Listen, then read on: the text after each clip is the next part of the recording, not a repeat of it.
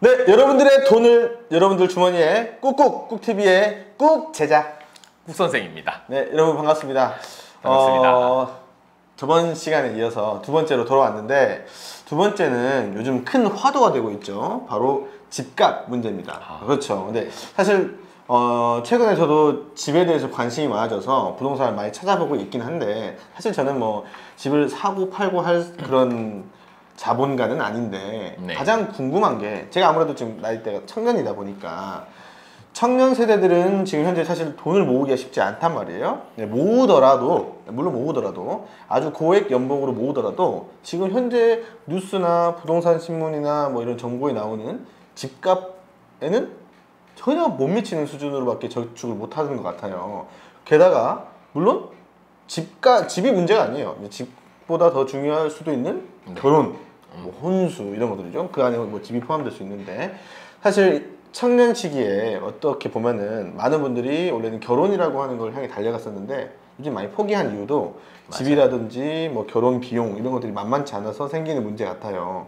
그래서 자기 스스로 혹시 할 수 있는 그런 노하우라든지 또 많은 사례들이 있을 테니까, 혹시 어떻게 해서 뭐 먼 훗날이라도 본인의 집을 청년이 모으기 위해서는 어떤 마인드로 어떤 전략을 갖고 본인의 재물을 설계하는 게 좋은지, 이제 이 노하우를 한번 이야기해 주시길, 그런 시간을 한번 가져보도록 하겠습니다. 네, 알겠습니다. 제가 먼저 질문 한번 드려볼까요? 네.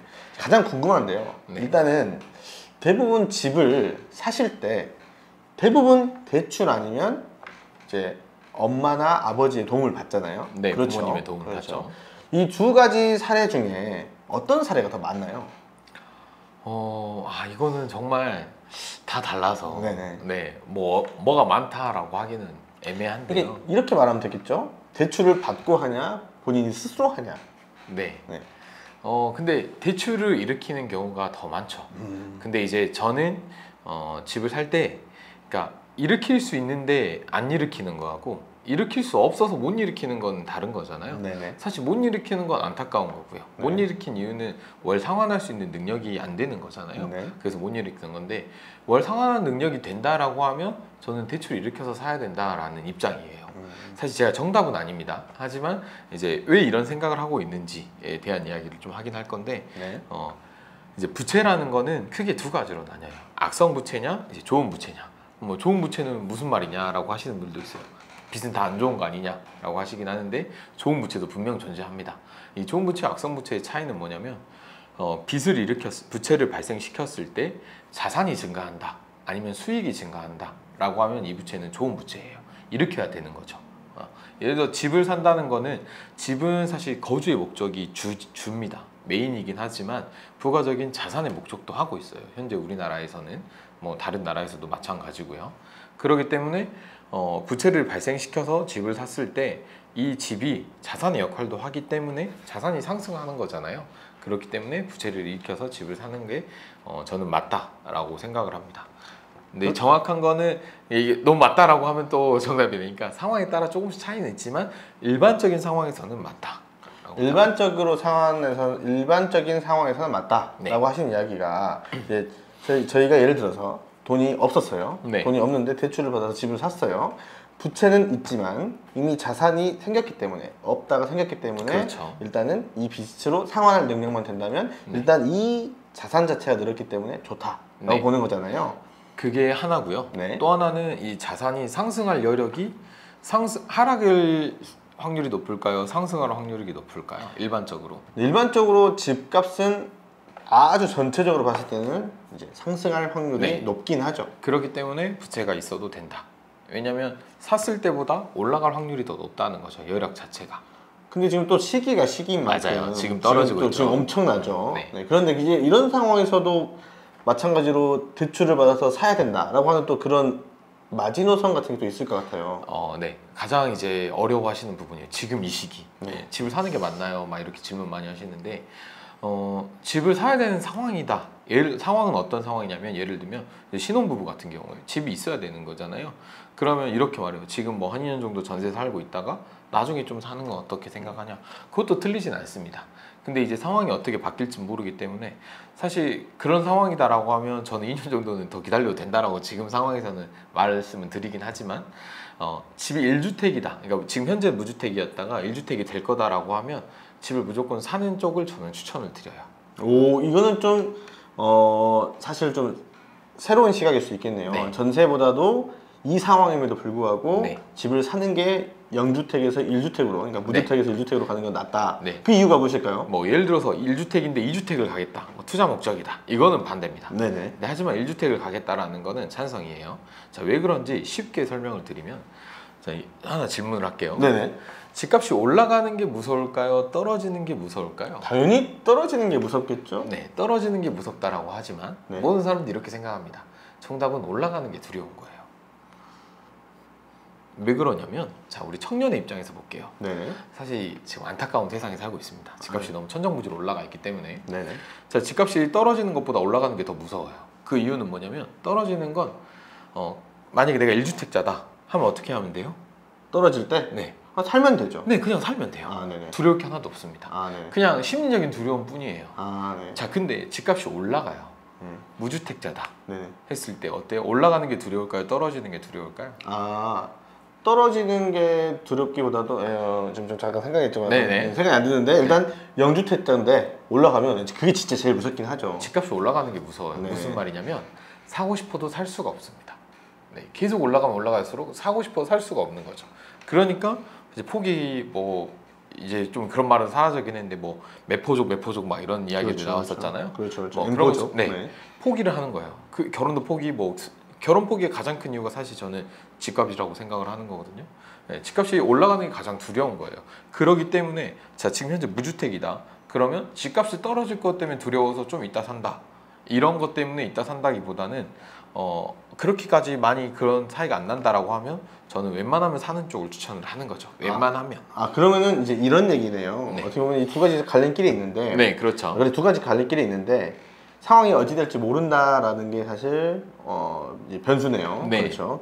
근데 그 변수 안에서 어떻게 변할지 모르니까 내가 안 샀는데 집값이 오르면 사실 그건 이제 끝이죠. 네. 네, 끝이라고 볼 수도 있겠네요. 네, 그렇죠. 폭이 엠퍼적이 될 수 네, 있는 거고. 못 사는 거예요. 네, 근데 이제 안 좋은 상황을 이제 유추해 보는 겁니다. 근데 샀는데 떨어지는 것은 사실 가슴은 아파요. 그렇죠. 가슴은 아프지만 살 수는 있다. 네, 그런 그리고 거죠. 떨어졌지만 다시 언젠가 올라옵니다. 네, 올라옵니다도 사실 맞는 말일 수도 네, 있죠. 이건 시간이 해결해 주는 문제예요. 아, 그러니까 네네. 떨어졌을 때 내가 샀는데 가격이 떨어졌다? 이건 시간이 해결해 줍니다. 네네네. 살고 있으니까. 네. 아까 말했지만 집은 거주의 목적을 하고 부가적으로 자산의 목적을 한다 했잖아요. 네. 첫 번째 거주의 목적을 하고 있기 때문에 문제가 되지 않아요. 그래서 살 수 있다라고 하면 사는 쪽을 추천을 하는데 사실 제가 말하는 거는 일반적인 상황에서예요. 무조건이 아닙니다. 이 상황에 따라서 조금은 차이는 있을 수 있어요. 상황을 봤는데 정말 이거는 누가 더 떨어진다. 2년 그런 경우에는 2년 전세 있다가 사는 것도 괜찮을 수 있죠. 그건 좀 상황이 사실 부동산이라는 거는 제가 이렇게 말을 하고 있지만 부동산은 사실 임장이 답입니다. 그러니까 뭐가 답이에요? 임장이라는 건 그 지역을 돌아보는 거거든요. 네. 그 지역을 잘하는 것만큼 부동산을 아는 거는 이길 수가 없어요. 제가 아무리 뭐 부동산 지식이 높다 하더라도 그 동네를 모르면은 그 동네에 있는 아파트를 갖고 제가 밖에서 평가하는 거랑 거기 사는 사람이 평가하는 거랑은 알 수가 없다. 게임이 다르다. 거기 사는 사람이 더 확실하다라는 네. 거기 때문에 그래서 제가 이 이야기를 하는 이유는 상황에 따라서 조금은 차이는 있다. 아까 말한 사야 된다라고 말한 거는 일반적인 상황에서는 이왕이면 사는 쪽을 추천을 합니다. 이왕이면은. 근데 이제 또 상황에 따라서 이거는 좀 기다리는 게 맞다라고 답을 드릴 때도 있어요. 죄송해요. 제가 너무 애매하게 답을 드려서 애매하긴 한데 네. 그래도 이런 걸 좀 알고 있어야 된다. 내가 집값을 올라가는 게 두려운 거지 떨어지는 건 두려운 게 아니다라고 이 정도는 알고 있으셔야 됩니다. 지금 얘기를 들어보니까 사실 맞는 말인 것 같아요. 왜 일단 안 좋은 상황을 가정해 봤을 때는 네, 지금 맞아요. 우리 꾹 선생님께서 이야기해 주신 말이 이제 정답인 것 같아요. 저도 지금 그렇게 느끼거든요. 그리고 실제로 많은 분들께서 전세보다는 집을 사는 게 떨어지는 상황이더라도 뭐 이런 걸 대비해서 하신 이야기 같아요. 네, 저도 맞습니다. 마찬가지로 내가 집을 샀는데 만약에 이게 떨어지면 괜찮다. 근데 만약에 지금 떨어진다고 그렇게 난리를 치고 있는데 혹여라도 갑자기 올랐다.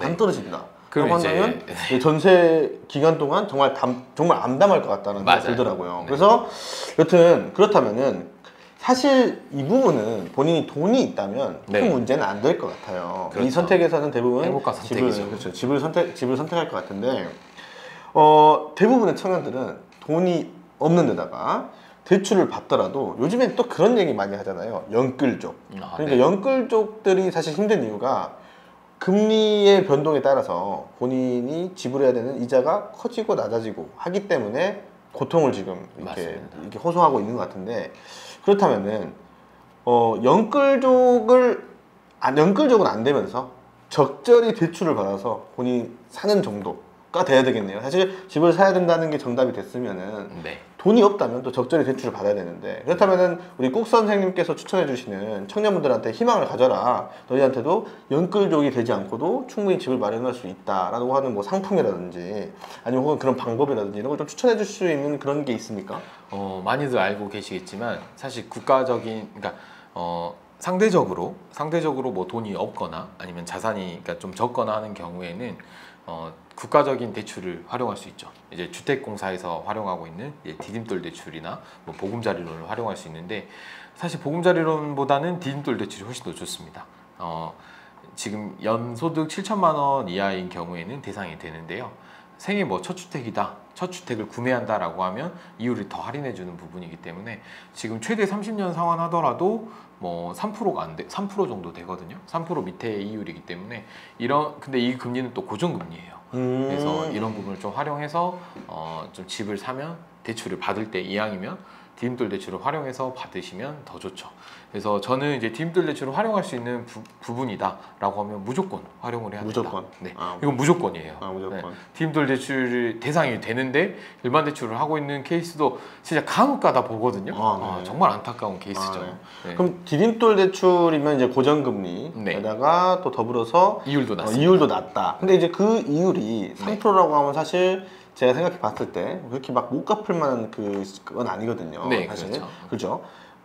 근데 디딤돌 대출이라고 하는 이 대출의 금리가 평생 가나요? 네. 물가 변동과 관계없이 고정인가요? 네, 처음 가입 시점 그 금리로 끝까지 가게 됩니다. 내가 이제 중간에 상환만 하지 않는다면. 만약에 디딤돌 대출이 네. 상품이 변했어요. 물가가 바뀌니까 이율을 늘릴 수 있잖아요. 네, 그럴 수 있죠. 네, 그렇게 되면은 늦게 대출을 받으신 분은 그 이율로 올라간 이율로 받지만 처음에 가입을 한 사람은 그 금리 그대로 간다는 거죠. 네. 전혀 상관없이. 예를 들면 한 3년 전까지만 해도 그러니까 금리가 상환 연도마다 조금씩 다릅니다. 그러니까 상환 기간이 뭐 10년, 20년, 25년, 30년 이렇게 있는데 짧으면 짧을수록 이율이 낮아요. 뭐 2.4도 나오고 이러고, 그다음 또 우대금리도 줍니다. 뭐 신혼부부는 우대금리, 뭐 이런 이자녀면 또 우대금리 이런 부분이 있기 때문에 그런 거 활용하면 되는데, 최대 안 좋은 금리가 지금 현재 30년 상환했을 때 소득이 7천만 원 정도 7천만 원 이하일 때, 그러니까 6천에서 7천 사이일 때 3%입니다. 네, 이게 지금 현재 최대 금리가 3%거든요. 디딤돌에서는 제일 많이 내는 게 3%다. 네, 3%인데 이게 3년 전에 2.5 정도 됐어요. 네네. 3%였던 최대 금리가 2.5였다. 그럼 그때 가입하신 분들은 2.5로 가입을 하셨던 거죠. 그분들은 지금도 뭐 중간에 뭐 이사를 가지 않았다, 뭐 중간에 전액을 다 상환하지 않았다라고 하면 지금도 2.5% 이율을 그대로 사용하고 계시는 거예요. 그러면은 금리가 디딤돌 대출 같은 경우는 물가 상승이 지금처럼 이렇게 가파를 때 네. 빨리 한 사람은 정말 개이득이겠네요. 그렇죠. 근데 제가 봤을 때 보금자리론은 이 물가에 맞춰서 빠르게 변동되고 있어요. 지금 보금자리론도 고정금리고, 보금자리론은 이제 디딤돌 대출과 비슷한데 소득 요건을 좀 더 여유 있게 봐주고 있거든요. 네. 그리고 뭐 1주택자도 가능하고 이런 건데, 디딤돌은 이제 무주택자하고 이런 경우만 돼서 그러니까 대상이 좀 더 넓습니다. 대신 넓은 대신 금리가 더 높아요. 그리고 제가 변화하는 것도 보니까 훨씬 더 빠르게 변하는 것 같아요, 금리가. 근데 디딤돌은 빠르게 변하지 않고, 제가 봤을 때 뒤로 가다 하더라도 이거는 좀 지원해주는 차원에서 해주는 대출이기 때문에 막 그렇게까지 높게 올리진 않을 것 같아요. 갑자기 궁금한데 네.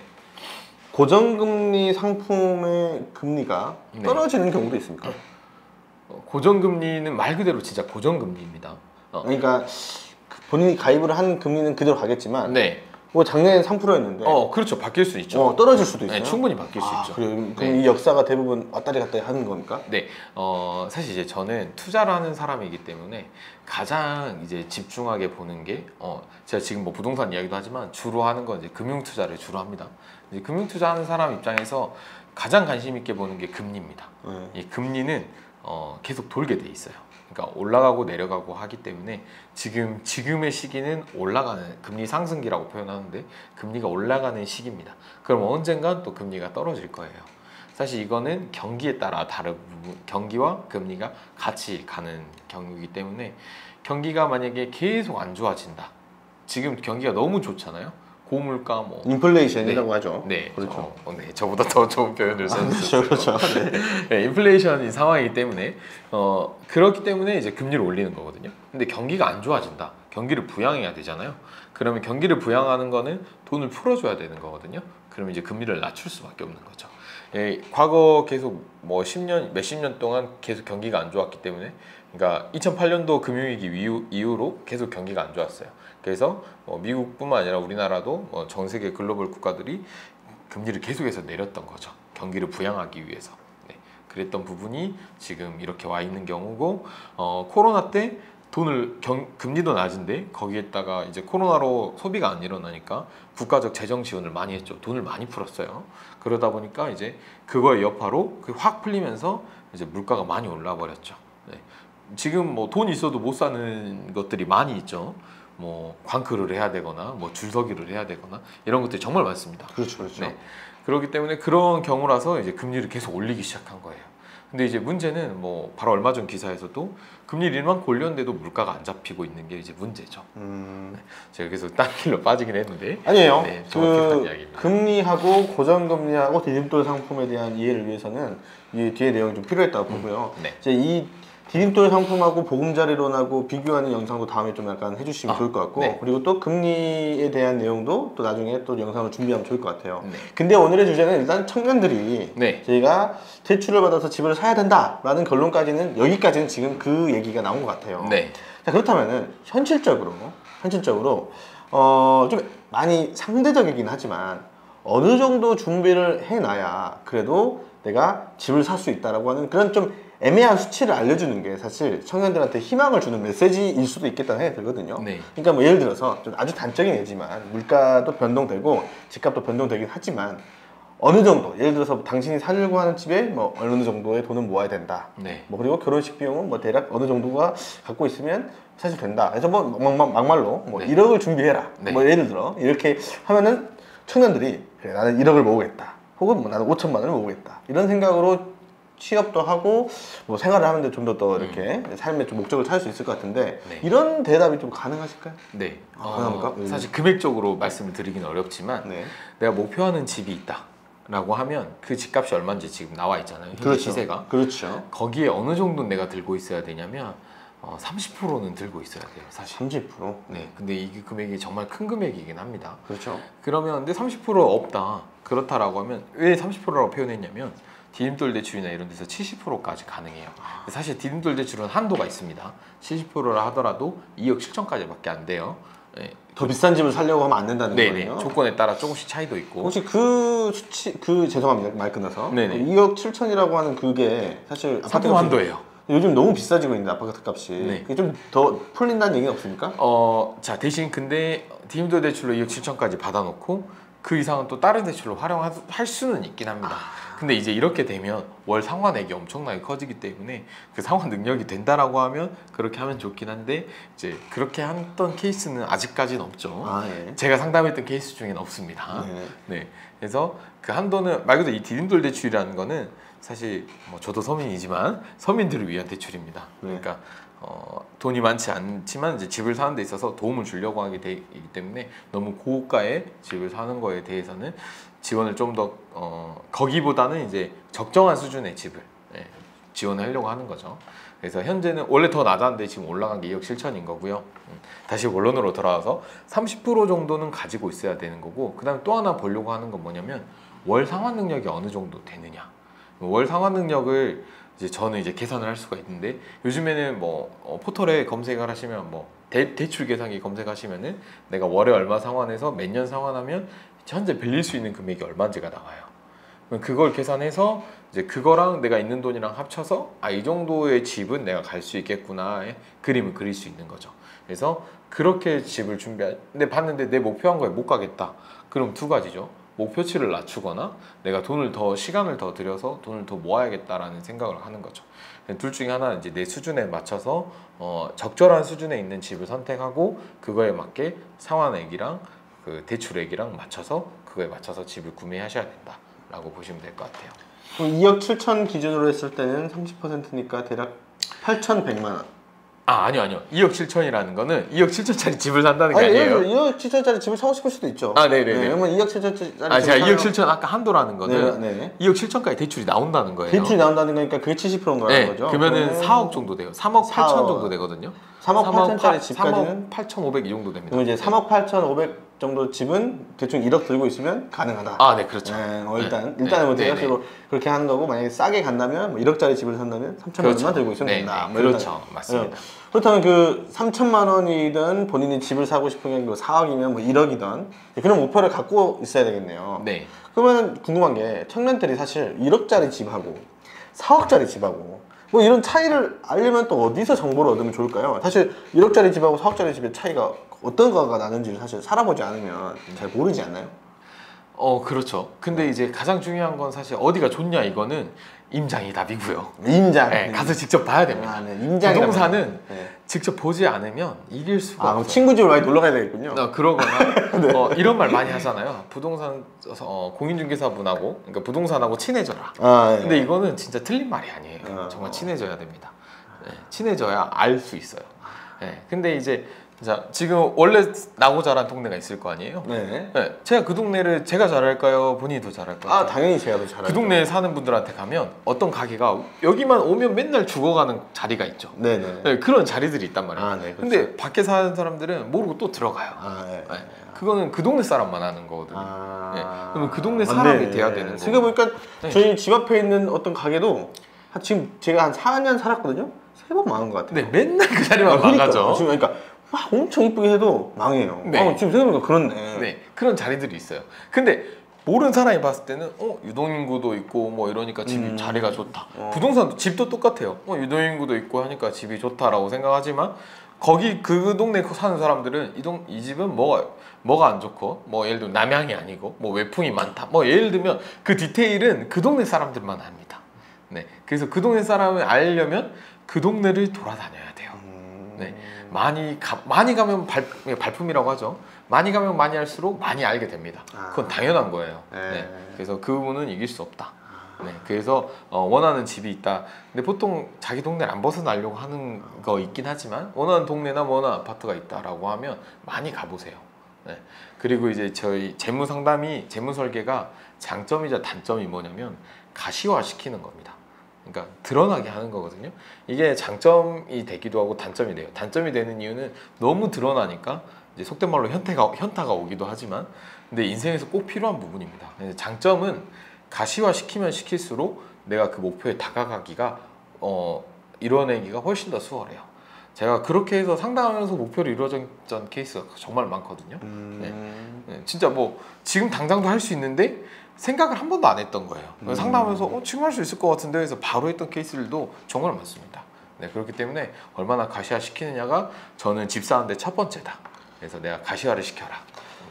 사실 뭐 집 얘기는 대략적으로 그렇게 이 정도면 사실 아주 좋은 이야기를 해주신 것 같아요. 혹시 지금 듣고 계신 청년분, 우리 PD님 알고 계시던 내용이었습니까? 아직 모르고 계셨다고 하니까 많은 분들이 도움이 될 것 같은데, 사실 결혼식 비용도 무시 못 하잖아요. 그렇죠. 맞습니다. 요즘엔 결혼식 비용이나 뭐 혼수까지 합해가지고요. 대략 어느 정도 생각하고 또 접근하면 또 괜찮나요? 좀 어려운 질문인가요? 아니요. 제가 왜 이렇게 살짝 쳐다봤냐면 제가 결혼한 지가 좀 돼가지고 제 결혼했던 비용이 생각나서 살짝 그랬습니다. 결혼식 비용, 제가 이제 미혼 고객님들이 저한테 결혼식 준비하려고 하는데 얼마나 준비하면 될까요? 라고 질문 많이 하세요. 근데 남성분들은 사실 크게 준비보다는 이제 남성분들은 집이 거의 메인입니다. 뭐 아직까지 여전히 집은 남자가 준비해야 된다는 아니지만 아니지만 통념상 어느 정도는 좀 그래도 그러니까 당연히 대출은 일으킵니다. 당연히 집사인데 신혼부부들이 대출 일으켜서 같이 상환을 하긴 해요. 근데 여기서 말하는 아까 제가 30%는 갖고 있어야 된다 했잖아요. 이게 보통 남성분들이 어느 정도 준비가 돼줘야 되는 부분인 거죠. 이 부분에 대해서는 사실 문제가 남자분들께서 들으면 많이 슬프시겠네요. 네, 그렇긴 하지만 그러니까 일단 그러니까 우리 재무설계사의 생각이라기보다도 사례가 많이 됐다는 거잖아요. 지금 현재 상담했던 케이스들이 여전히 아직도 남자분들이 많이 이렇게 근데 준비하고 계시나요? 제가 보니까 그 정도 비용 플러스 하면 여성분들이 또 준비하는 비용하고 했을 때 비슷해요. 비슷해집니까 결국에는? 대신 남성분들이 만약에 그렇게 준비가 되어 있다. 내가 집을 내가 전체로 준비하는 건 아니지만 30%로 해서 내가 대출 받아서 사놨다라고 하면 남성분들은 그 이상의 금액은 사실 크게 준비할 건 없어요. 많이 들면 이 집 제외하고 남성분들이 드는 비용은 한 1,000만 원 정도만 있으면 할 수 있는 거 다 합니다. 제가 봤을 때는 네네. 뭐 그렇게 고급지가 아니더라도 1,000만 원? 일반적인 1,000만 상황에서 이 결혼은 1,000만 원이라 표현한 이유는 뭐냐면 이제 디테일하게 들어가면 스드메라고 하죠. 그렇죠. 스튜디오 드레스 메이크업이라고 그렇죠, 합니다. 그렇죠. 아직 모르시는 분들이 많으니까 또 결혼 준비하시는 분들은 다 알 거예요. 스드메 비용이 어느 정도 들죠? 저는 한 대략적으로 펑펑 썼거든요. 펑펑. 네. 그냥 뭐 할래요? 예. 할래요? 예 했거든요. 정말요? 한 1,200 들었습니다. 스드메만요? 스드메 해가지고 막 그러니까 거의 모든 걸 다. 한 1,200 들었습니다. 아니 이렇게 말하면 이상하게 오해합니다. 네. 이거 잘못된 정보예요. 스드메가 그러니까 결혼식 외로 전체 다로 그 정도 들어요. 전체 다 하면 1,000 얼마 정도 드는 게 1,200 맞습니다. 들었습니다. 네, 근데 이제 제가 딱 스드메만. 왜냐면 저는 스드메를 이렇게 말할 수밖에 없었냐면 네네. 대부분 결혼식에서 스드메를 포함시켜서 네네. 할인을 때려가지고 줘버려서 스드메만 하면 어느 정도 드냐면 한 400 정도 드는데 이 400이라는 금액은 나 혼자 400이 아니라 함께해서 400이에요. 네, 그렇죠. 그러면 남자분이 한 200 정도 네. 필요한 거 여성분 200. 자, 스드메 200 정도 들었고요. 그 다음에 또 들어가는 게 뭐 이제 남자분 입장에서는 뭐 예물 예단 이런 게 들어가죠. 이런 거 뭐 허례허식이라고 할 수 있지만 그래도 뭐 하는 통념이기 때문에 이런 게 뭐 또 한 2, 300, 뭐 400까지도 들기도 하고 이거는 어떻게 하나에 따라 좀 수준이 완전 달라지기 때문에 금액이 많이 들어가는 거고요. 가장 큰 비용이 들어가는 건 사실 신혼여행이에요. 신혼여행? 신혼여행 저는 한 1,000만 원 들었습니다. 네. 둘이서 전이죠? 네, 둘이서 1,000만 네, 원. 맞아요. 딱 그 정도 들어요. 제가 봤을 때. 그러면 아까 스드메랑 뭐 예물예단하고 신혼여행 절반 500만 원까지 하면 약 1,000만 원 정도가 남성분이 드는 거죠. 아까 1,200 정도 들었다 했잖아요. 네. 그 정도 드는 게 맞아요. 1,000에서 1,500 사이가 남자분들이 딱 결혼식 비용으로 준비해야 되는 거. 이렇게 말하면 그럼 식장 비용은요? 라고 그렇죠. 질문하시는 분은 이거는 이제 결혼 안 해보신 분들 식장 비용은 사실 식대로 다 해결이 됩니다. 그렇죠. 밥 그렇기 먹는 걸로. 그렇죠. 네, 그렇기 때문에 식장 비용은 따로 생각하지 않으셔도 되고요. 뭐 예약비는 있을 수 있죠. 그렇죠. 요즘 그러니까 제가 이거는 최근에 결혼했으니까 네, 맞아요. 최근에 결혼하셨어요. 말씀드리자면은 저도 사실 그렇게 생각을 했거든요. 네. 분리를 해서 좀 생각을 했었는데 신혼여행 빼고 나머지 것들은 결혼식장에서 한꺼번에 다 해버렸어요. 그래서 한꺼번에 해서 처음에 막 이제 추가로 뭐 주면은 뭐 이렇게 헬퍼. 네, 제가 지금 이걸 웨딩 컨설팅이 된 것 같은데 제가 이거 잘합니다. 디테일을 아는 이유가 뭐냐면 그 헬퍼 뭐 이런 거 있잖아요. 맞아요. 영상 제작 뭐 이런 거, 뭐 사진 제작 이런 거 다 제외하고 그냥 처음에 딱 불러서 견적냈을 때 제일 싼 데가 750, 제일 비싼 데가 1,200이었어요. 근데 저희가 그 중에 800짜리를 했거든요. 800짜리를 했는데 그 뒤로 뭐 나가고 있잖아요. 많이 나가잖아요. 그게 나가니까 대충 예물 사고 이렇게 하니까 한 1,200 정도가 딱 들더라고요. 제가 결혼식 이야기 많이 하게 되는데 지금도 그렇게 하긴 모르겠는데 크게 세 가지로 나뉘어요. 식장에서 다 하는 케이스. 네, 제가. 네. 그다음에 또 하나는 컨설팅을 끄는 거.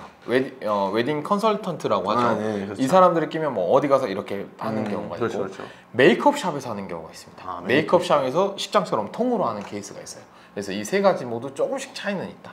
근데 금액적인 건 비슷해요. 비슷한 것 같아요. 네. 보니까. 그래서 이 정도 1,200에서 남성분은 이 정도 1,000만 원 선 정도 생각하면 된다라는 거고 여성분도 비슷한데 여기에 플러스 뭘 생각하셔야 되냐면 이제 혼수를 생각해야 돼요. 그렇죠. 그래서 이게 아까 말한 남자가 집에 준비했던 30%가 여자는 혼수 비용. 혼수 비용은 요즘에 진짜 가구가 진짜 비싸잖아요. 네, 1,000에서 2,000 정도. 그럼 여성분들은 제가 최소 준비하는 게 3,000에서 뭐 한 4,000까지는 결혼 자금으로 준비를 시켜놓습니다. 예를 들어 지금 미혼 여성분들이 보고 계신다라고 하면 미혼 여성 내가 3,000에서 4,000 정도 준비하면 많이 준비해서 5,000 준비했다. 그럼 결혼 준비 끝난 거예요. 결혼 준비 끝난 겁니다. 네, 뭐 그렇게 생각하시면 돼요. 5천만 원이 뭐 그게 작은 돈은 아닌데. 아, 네, 그렇죠. 네, 작은 돈은 아닌데. 왜 이렇게 말을 하냐면 요즘 이제 결혼이 늦어지기 때문에 네. 네, 돈을 정말 많이 모으세요. 네. 왜냐면 좀 늦게 하시니까. 네, 시간이 여유가 있기 때문에 그래서 많이들 모으시더라고요. 제 고객님들 보면. 1년에 한 뭐 1,000만 원 모으면 네, 맞아요. 한 5년 정도 모으면 되는 양인데 네. 사실 네, 5천 정도 모으면 결혼 준비 끝났다. 네. 이제 그런 분들은 5천만 원 모았다 하면 이제 결혼으로는 저축을 안 시키죠. 이제 다른 일. 목적으로 오케이. 뭐 좀 더 돈을 쓴다거나. 네, 뭐 이런 그러면 뭐 게 생기는 일반적으로 좀 그 한 1년에 한 1,000만 원씩 모은다고 하면은 네. 한 5년 정도면은 결혼 준비가 가능한 거고. 그렇죠. 저희 꾹 TV를 또 구독을 딱 누르고 영상을 보면은 좀 더 자산 증식을 또 우리 꾹 선생님이 해주실 테니까 한 3년에도 모을 수 있겠네요. 네. 근데 그 요즘엔 또 결혼 시기가 늦으니까 네. 5천만 원은 사실 다 대부분 모으시겠어요? 네, 뭐 20대 후반 넘어가거나 왜냐면 또 여성분들이 사회 출발이 좀 더 남자들보다 상대적으로 빠르잖아요. 아 그렇습니까? 네. 왜냐면 남자들 이제 군대 갔다 오고 졸업하고 하니까 좀 더 상대적으로 늦는데 여성은 상대적으로 빠르기 때문에 뭐 이제 젊을 때, 그러니까 사회 초년생일 때 잘만 모아간다라고 하면 20대 후반에 뭐 적지 않은 금액을 모으신 분들을 많이 봤거든요. 그런 분들은 이제 사실 저희 표현에 돈이 놀고 있어요. 왜냐면 이 돈은 결혼할 돈이에요. 근데 결혼 시기가 안 잡혀져 있기 때문에 돈이 놀고 있기 때문에 이 돈은 이제 단기적으로는 또 안전하게 해야 되고 또 어디다 투자하기는 좀 애매해요. 그런 부분은 사실 채권을 활용하면 돼요. 채권을 활용해서 좀 돈을 또 안전하게 예금 이자보다 조금씩 더 받으면서 불릴 수 있는 부분도 있기 때문에 그건 나중에 또 기회가 되면 이야기해 보도록 하겠습니다. 네. 오늘 일단 청년분들이 집도 사고 결혼도 하는 거에 대해서 돈을 어떻게 모아야 되는지 또 얼마 정도를 모으면 되는지를 사실 좀 뭐 정답은 아니지만 많이 가시적으로 얘기를 좀 해주신 것 같아요. 이런 식으로 이렇게 상담을 좀 하다 보니까는 나도 오늘부터 좀 굶으면서라도 돈을 좀 모아야겠다라는 생각이 좀 들긴 드네요. 네. 하여튼 오늘 우리 꾹 선생님의 재무 설계 좀 도움이 되셨는지 모르겠습니다. 오늘 2부는 여기까지 하도록 하고요. 여러분들의 돈을 여러분들의 주머니에 꾹꾹 넣는 꾹TV 꼭 구독과 좋아요 눌러주시기 바랍니다. 구독과 좋아요 눌러주세요. 그리고 감사합니다. 다음 시간에 만나요. 여러분 안녕. 감사합니다.